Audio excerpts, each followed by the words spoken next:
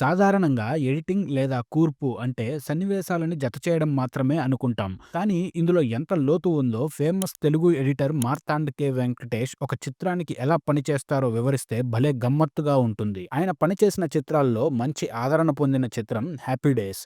ఈ చిత్రంలో ఒక్కో పాత్రకి ఒక్కో రకమైన టెక్నిక్ వాడారు. ఉదాహరణకి రాజేష్ మరియు టైసన్ పాత్రలని పరిశీలిస్తే రాజేష్ ఉన్న సన్నివేశాలన్నీ సాధారణంగా 24 ఫ్రేమ్స్ పర్ సెకండ్ ఉండాల్సుంటే ఇతను వచ్చినప్పుడు మాత్రం 18-20 ఫ్రేమ్స్ పర్ సెకండ్ ఉండేలా చేశారట. దానివలన మనకి ఆ పాత్ర చాలా చలాకీగా ఉన్నట్లు అనుభూతి కలుగుతుంది. అదే టైసన్ పాత్రని గమనిస్తే ఎడిటింగ్ డిజైన్ చాలా కత్తెరలు వెనువెంటనే పడినట్లుగా అనిపిస్తుంది. ఆ పాత్ర కొద్దిగా డిస్టర్బ్డ్‌గా ఉండడం వలన అలా జర్క్ ఉండేట్లు చూసుకున్నారట. ఇదే విధంగా ఆయన పనిచేసే చిత్రాలకి హీరోకి ఒక రకమైన ఎడిటింగ్ డిజైన్, విలన్‌కి ఒక డిజైన్ ఉండేలా జాగ్రత్తలు తీసుకుంటారట.